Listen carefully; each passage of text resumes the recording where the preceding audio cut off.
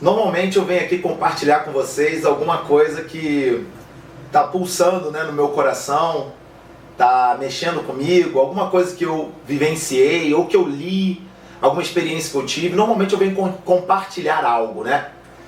E eu queria compartilhar hoje algo que o Espírito Santo falou no meu coração, baseado em uma conversa que eu tive na igreja, normal. Eu sou pastor da comunidade Amor e Comunhão e lá a gente resume o nosso momento de culto a Deus em 3 etapas, né? Adoração, palavra e comunhão. No final desse momento de adoração e palavra, todos os cultos nós temos um momento de comunhão, com uma mesa, um chazinho, um cafezinho, né? Um bolinho, alguma coisa lá, e a gente fica em torno da mesa, batendo papo, a gente se conhece, a gente sabe o nome um do outro, a gente não entra na igreja e sai sem olhar um pro rosto do outro. Esse que é o objetivo da mesa da comunhão, como a gente chama, né? E depois a gente começa a bater papo, às vezes o papo rola até altas horas, né? Mas numa conversa que eu tive, numa última conversa que eu tive com os meus irmãos, um dos meus irmãos que tem um conhecimento em engenharia, levantou um assunto lá no meio da roda, todo mundo conversando, ele levantou um assunto que eu a princípio não levei muita fé, não dei muito crédito, mas depois passei a analisar melhor o que ele estava falando. Ele puxou um assunto lá, por ele ter um conhecimento de engenharia, ele puxou um assunto a respeito da confecção, da construção das pirâmides do Egito, que muita gente não sabe até hoje como se construiu. E aí, na hora eu falei assim, como é que a engenharia de 2021, eu quis me gabar, né, por ser da geração da tecnologia, eu falei assim, como é que a engenharia de 2021 não vai saber como que se construiu uma pirâmide?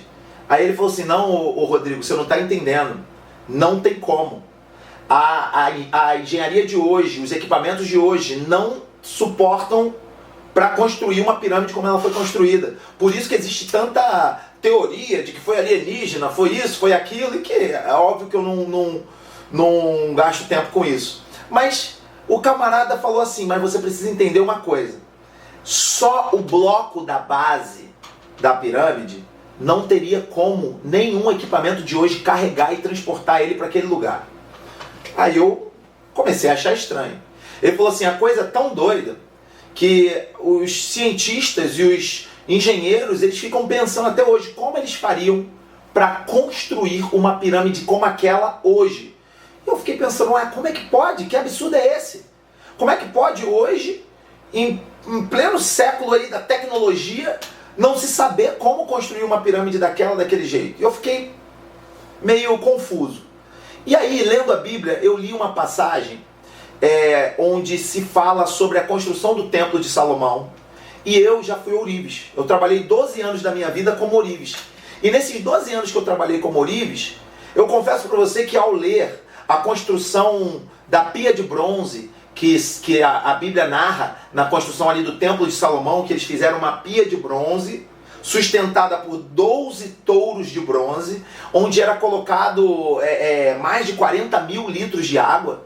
E quando eles começaram a descrever a pia de bronze, como ela foi, como ela ficou pronta, eles disseram que a espessura da chapa usada na pia de bronze era de 4 dedos de largura. E eu falei assim, hã? Aí eu me liguei nisso. Eu falei assim, eu já fui ourives. E eu não faço ideia de como fazer uma meia esfera oca. A pia de bronze era uma meia esfera oca, ok? Uma meia esfera oca com uma chapa de bronze de 4 dedos de espessura. Eu falei assim, eu não faço ideia de como eles fizeram isso. E eu já fui por 12 anos da minha vida ourives. E eu não faço ideia de como eles fizeram um negócio desse. Era uma piscina, era um negócio monstruoso. Você está entendendo? E ali eu concordei com um colega quando ele falou assim, não dá para saber como fizeram as pirâmides. Eu falei assim, é possível mesmo. Porque eu também não sei como fizeram a pia de bronze. E aí esse amigo, ele falou assim, eu tenho uma teoria sobre isso. Eu falei assim, fala. Eu gosto de ouvir teorias, né? Se a teoria não tiver nada na Bíblia que a contrarie, eu gosto de ouvir. E aí ele falou assim, eu acredito que Deus diminuiu com o passar do tempo a capacidade de raciocínio, de criatividade, de inteligência da raça humana. Quando ele falou isso, uau! Sabe por quê?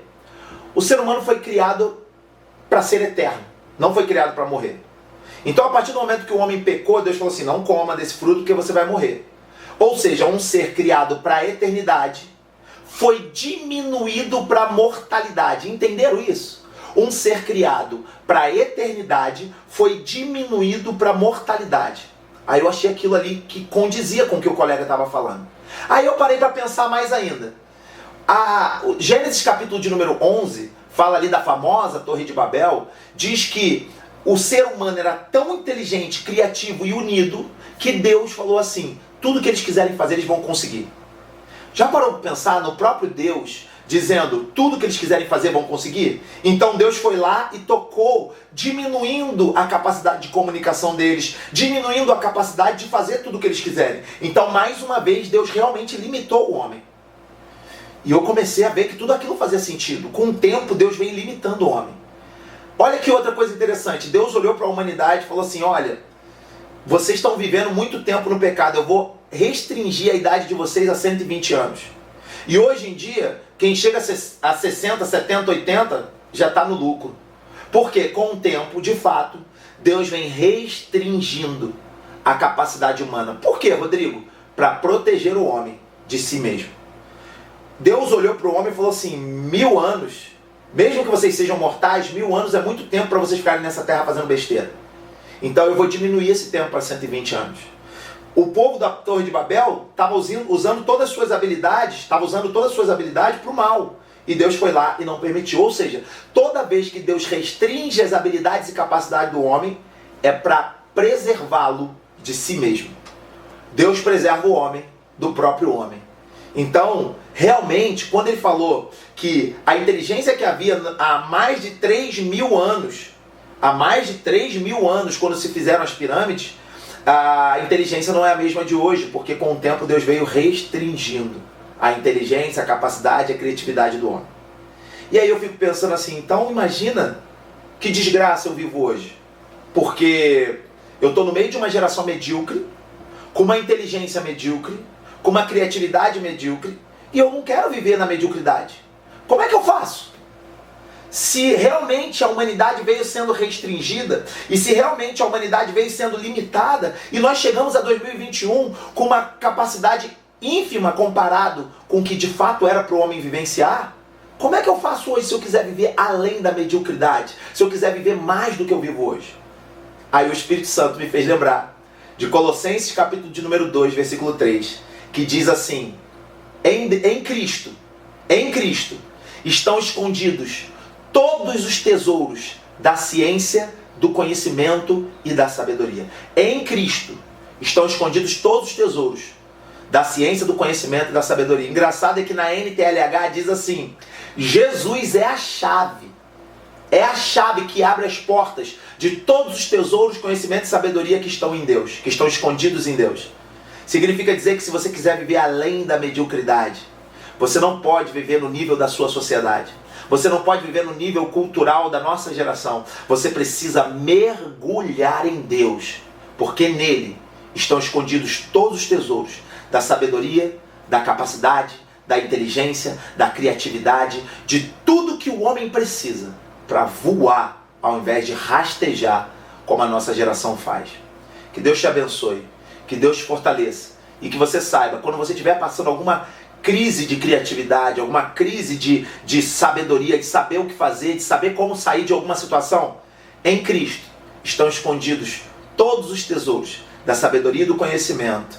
E Ele é a chave para abrir todas as portas que há em Deus para os seus tesouros. Que Deus te abençoe e te fortaleça, em nome de Jesus.